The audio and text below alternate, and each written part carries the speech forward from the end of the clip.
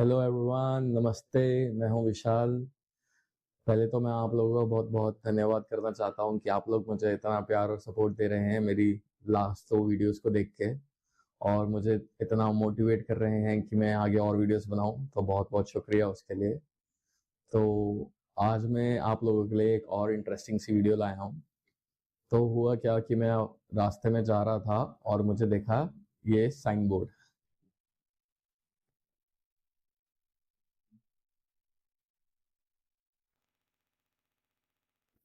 तो इस sign board को अगर आप प्रॉपरली देखें तो यहाँ लिखा है डिस्ट्रिक्ट एंड सेशंस कोर्ट। तो इसे देख के मेरे दिमाग में एक सवाल आया कि कोर्ट तो एक ही है, बिल्डिंग भी एक ही है, तो ये डिस्ट्रिक्ट एंड सेशंस कोर्ट क्यों लिखा है? कोर्ट तो इंडिया में 3 लेवल्स पर है। सबसे हाईएस्ट है सुप्रीम कोर्ट जो कि दिल्ली में है। उसके बाद होता है हाई कोर्ट जो स्टेट लेवल पे होता है, और उसके बाद होता है सबऑर्डिनेट कोर्ट या डिस्ट्रिक्ट कोर्ट जो कि डिस्ट्रिक्ट लेवल पे होता है। तो ये सेशंस कोर्ट क्या होता है? तो चलिए मैं आपको आज समझाता हूँ इसे सिंपल लैंग्वेज में। तो डिस्ट्रिक्ट कोर्ट वो कोर्ट होता है जो सिविल केसेस में डील करता है, और सेशंस कोर्ट वो कोर्ट होता है जो क्रिमिनल केसेस में डील करता है। तो सिविल केसेस कौन कौन से होते हैं? Property disputes, personal matters, family matters, divorce, ये सब सिविल केसेस का पार्ट है। और मर्डर चार्जेस, रेप चार्जेस, ये सब क्रिमिनल केसेस का पार्ट हैं।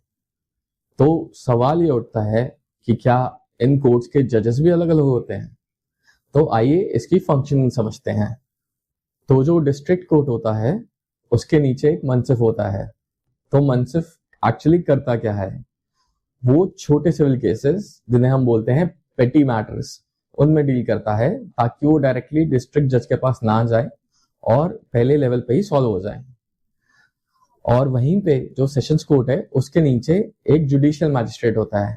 तो जुडिशियल मैजिस्ट्रेट छोटे क्रिमिनल केसेस में डील करता है, और उसके पास पावर है कि वो 3 साल तक की जेल की सजा सुना सकता है।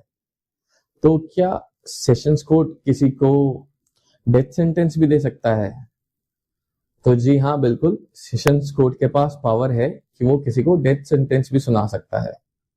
तो वहीं अब आता है हमारा दूसरा सवाल। तो क्या डिस्ट्रिक्ट जज और सेशन जज दोनों अलग अलग होते हैं? तो इसका जवाब है नहीं।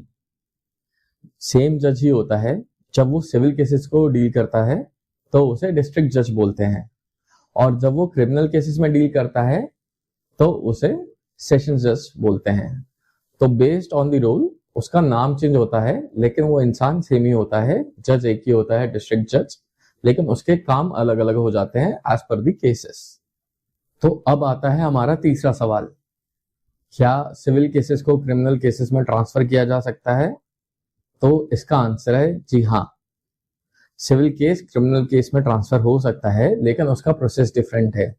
सिविल केस के लिए आप डायरेक्ट एप्लीकेशन फाइल कर सकते हैं, लेकिन क्रिमिनल केस के लिए आपको पुलिस प्लस जुडिशियल मैजिस्ट्रेट के प्रोसेस से जाना होगा।